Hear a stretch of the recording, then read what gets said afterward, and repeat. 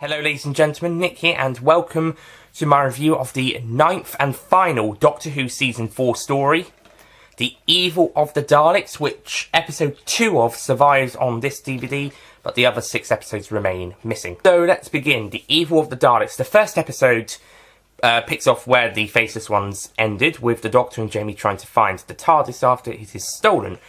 And they're following some leads and eventually trace it back to a Mr. Edward Waterfield, and they go to his shop at the start of part 2.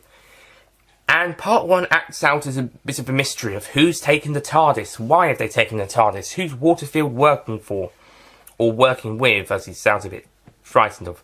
Who is it? We're trying to work it out, and it's a fun mystery episode as we're trying to follow what's going on. And of course we get the big reveal at the end of part 1 when Kennedy is murdered by such a creature. Well, at the start of part 2 he is, but we discover at the end of part 1 that the big villains of the story were already revealed in the title. It's not going to be a big surprise now. Yeah, one problem with having an overall story title from The Savages to Survival is that it sometimes ruins the monster or villain who's going to be in the story. And therefore, if you were going to make a twist, therefore, the twist doesn't always work. For example, I give you examples A and B. Example A is of when it does work, when we get the surprise appearance of the villains of this story in a episode. In the episode World's End, the villain makes itself appear, and then that's the cliffhanger for that episode, and that's part 1 of a 6-part story that we've already talked about. And here, at the end of part 1, the villain reveals itself. However, this is episode 1 of this story, so yeah, one advantage of the individual titles is that they will not spoil who's in the story, if it's going to be a twist or surprise. But sadly, this twist was already revealed by the title of the story. And of course, the villains are the Daleks, which I'm happy about. And by the way, World's End was part 1 of the Dalek invasion of Earth, if you were wondering. Anyway, so the Dalek pops up, kills Kennedy. I wonder if that's supposed to be symbolism. And in part 2, we continue the mystery. Waterfield is a Victorian who's time-travelled, and he's taken the Doctor and Jamie in the TARDIS with him.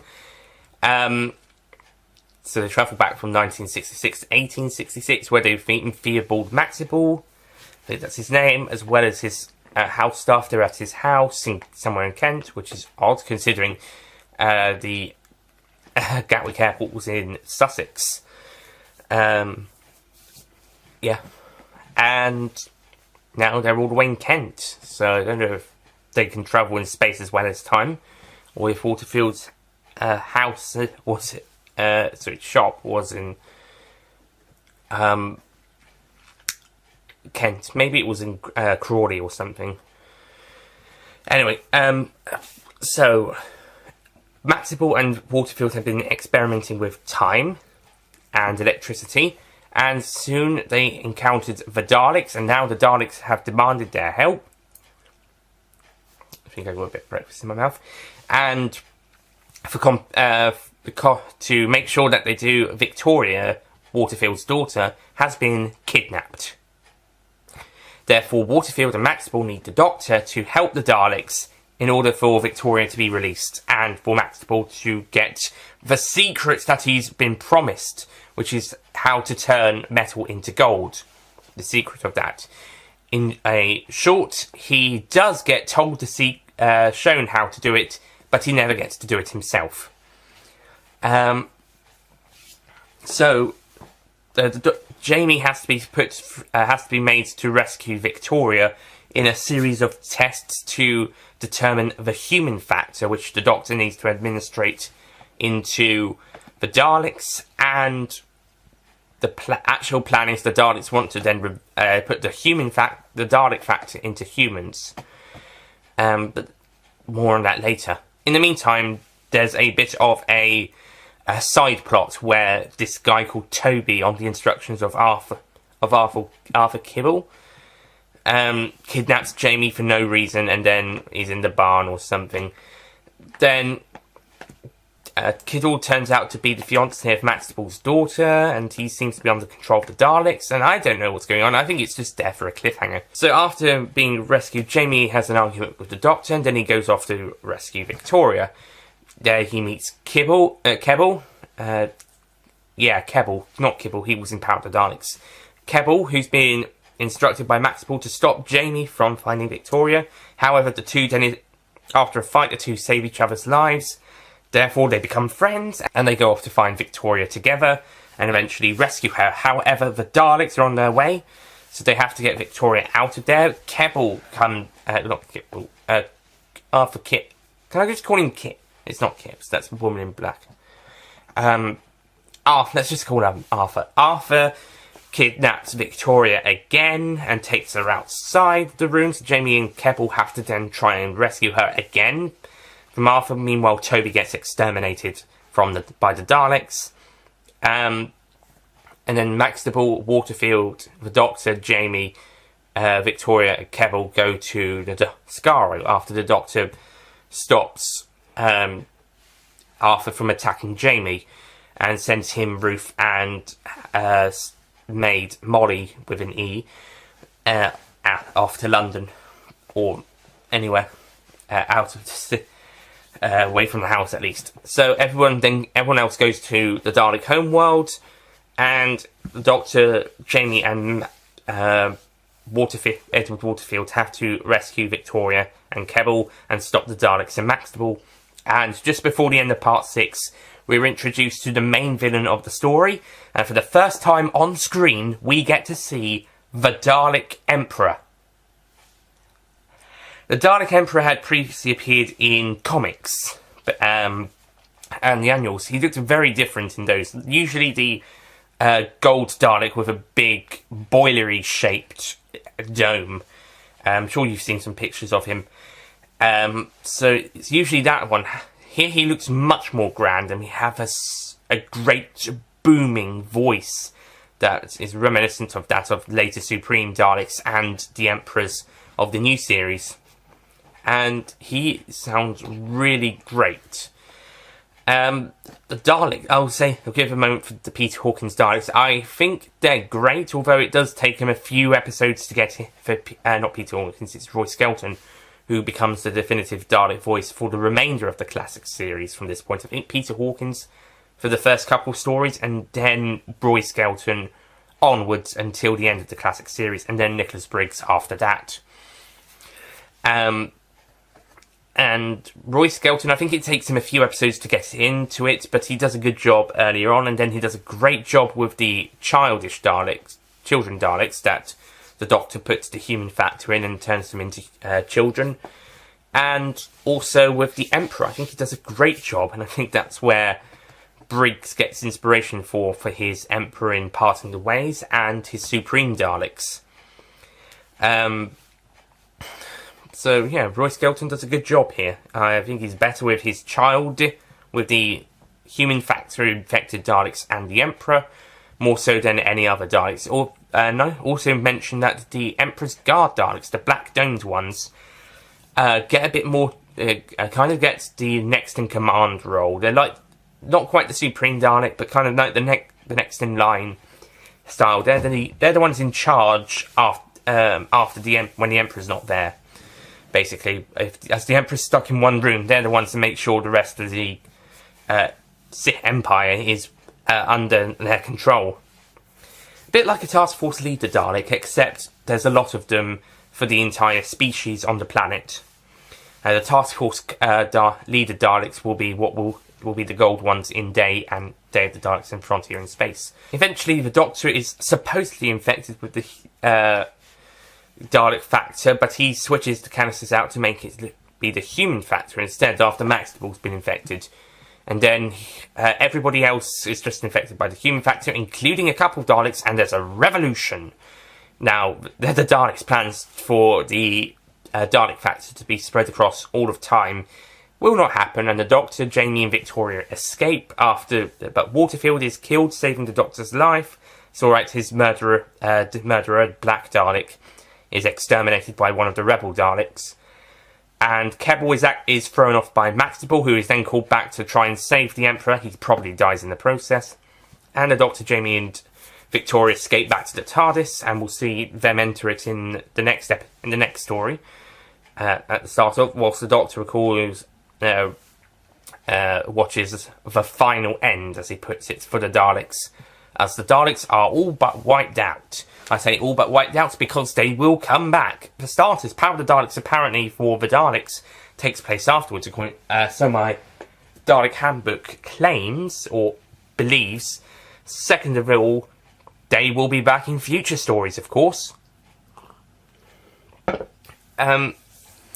Also, I'm wondering how the Daleks recognise the Doctor in either story, to be honest. I mean, if Dalek Handbook is right, then with Power, those Daleks will recognise him from this. However, if they're not Daleks from this, and also here, how would they know about the Doctor? Maybe the conscious mind, the hive mind? The Doctor's change in appearance. Maybe the hive mind, as we discover in the Moffat era, but not the hive mind network. But other than that, I'm not sure. In Day of the Daleks, they say the Doctor has changed his face before, and they use a mind probe to determine this. And by Resurrection of the Daleks, Davros and the Daleks are aware that he is a Time Lord. But other than that, I'm not sure. But I'll let that slide. I think The Evil of the Daleks is a brilliant story. I think it's really entertaining. It's got some great moments. Yeah, like with Faceless Ones, it takes its time to get in. Now, I think it's slightly more interesting, though. The Doctor's dilemma, Jamie's mission, the stuff in part 1. Even the Daleks are fun to watch, even if they can be a bit bossy sometimes. And it's fun seeing them get destroyed in the reconstruction, seeing some of the CGI Daleks get destroyed. And by the way, Loose Cannon have to give props for reenacting some of the scenes themselves, maybe even having some actual prop Daleks. Maybe not, I'm not sure. If not, then very, very good CGI for 2000. And the CGI that they do have is also very good, but the stuff that looks like it's real, it looks even better. There is some dodgy CGI at the cliffhanger of Part 4, start of Part 5, with Jamie and Keble going up the rope. But besides that, the reconstructed bits look really great and are well done by Loose Cannon. They've certainly put a lot of effort into this story in particular. Maybe it's because there's some bits, photographs that are missing that they can't use or reuse.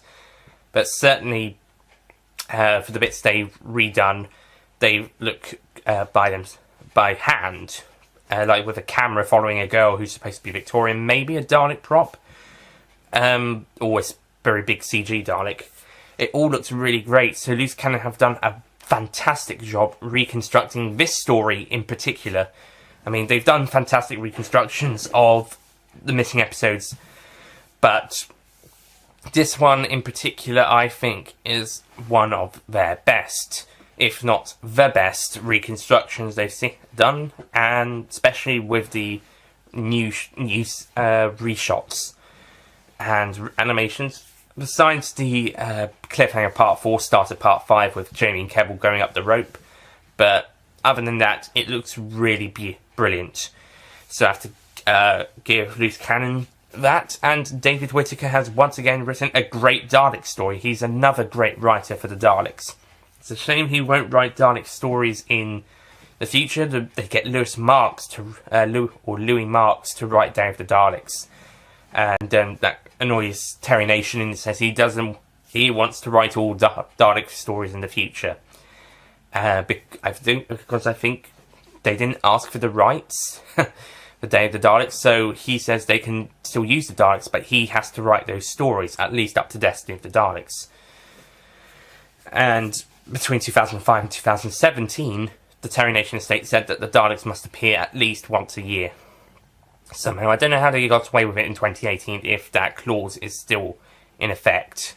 Maybe the Dalek voice in the Christmas Day resolution trailer. I wonder if that counts or not. Anyway, but yeah, Evil of the Daleks is a great way to wrap up the Daleks, and Terry Nation wanted to take the Daleks to America for their own spin-off show, something that Mission to the Unknown served as a example of how that would happen. And for its own show, yes, that would something like Mission to the Unknown would work, but as an episode of Doctor Who, Mission to the Unknown wasn't quite there. However, only one episode was written, and I don't think the series was ever picked up. The Destroyers, which the script has now been the story has been made as an audio from Big Finish as part of their missing episodes range, and is in a box set with a second Doctor missing story. I think maybe the Ice Warrior one. I might be wrong. It's a second Doctor story, and it's part of the second Doctor box set.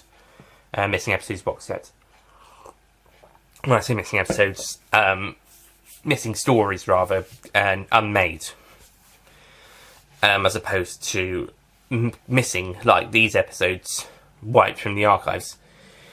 So anyway, The Evil of the Daleks. I'm going to give this story a well-deserved 10 out of 10.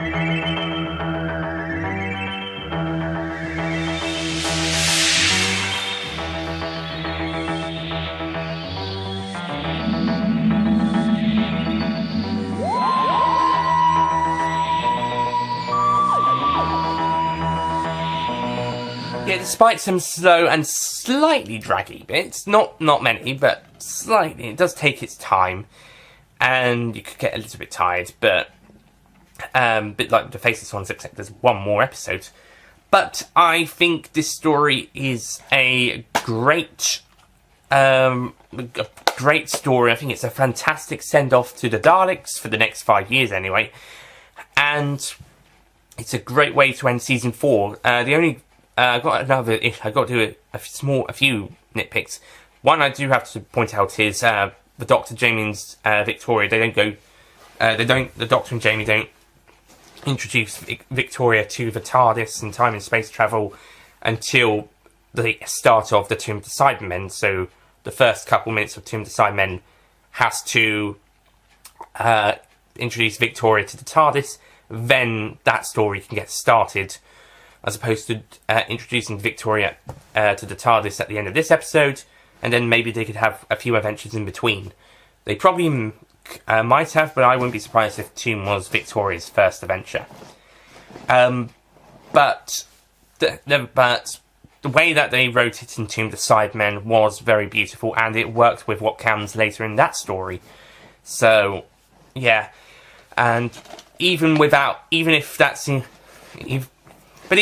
scene not featuring in this story, I still find it a great ending and a great story, and it's a really brilliant finale. This is probably the best season finale so far. I mean, I love the War Machines, and I found the Time Meddler really good, but I think the Evil of the Daleks tops them all. And I don't think we're not going to get a better season finale until we get to one of my favourites of all time, The Daemons, in Season 8. As much as people love the War Games and Inferno, personally I think The Daemons will be the next best season finale, and might remain the best season finale until we get to Series 1. We'll see. So yeah, that's the Evil of the Daleks, and that's season 4 done. I'll be doing my ranking soon, and then the next story we'll be looking at will be another one of my favourite stories of all time. One that's even better than the Daemons, in my opinion. And one will be my favourite story of all time until we get to season 17, City of Death. And the next story is, of course, The Tomb of the Cybermen, and I'm so fucking excited for this one. Like I said, it's one of my favourites of all time, and will be the number 1 story at this point of the timeline until we get to 1979 City of Death in season 17. So we've got 12 seasons of stuff that's not going to be as good as this before we get to something that is better than this. But in that case, hyped for... and I've seen this one a couple times, and I bloody love this one. Not gotten tired of this one, just really enjoyed it, really loved it. Looking forward to it so much.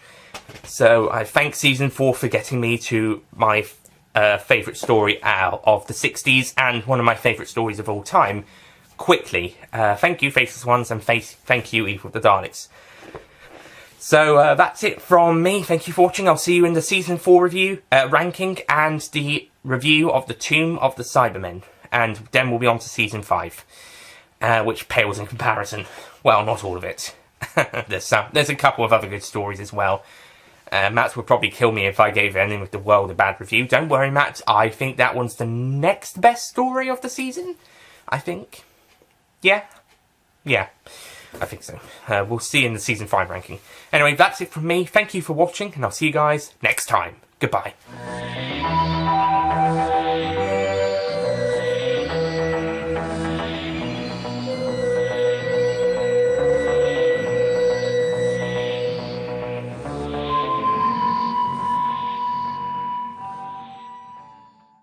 Don't forget to click below to subscribe to the official Nicholas Payne Retro YouTube channel. Excuse me. Hello ladies and gentlemen, Nick here, and welcome to my review of the 9th. Hello ladies and gentlemen, Nick here, and welcome to my review of the 7th and final Doctor Who Season 4 story. It's not the... hang on. By the way, if I said 6th episode of Doctor Who Season 4 on the Faceless Ones review, I mean Story 8. It's Story 6 with the 2nd Doctor, but Story 8 overall, and this is Story 7 with the 2nd Doctor. So now that we've gotten that out of the way...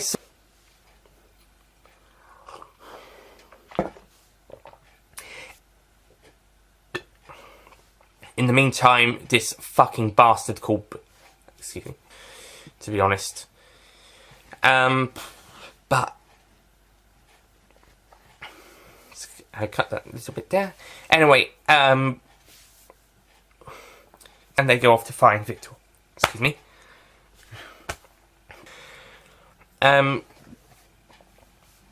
Anyway, excuse me. Anyway, so... and then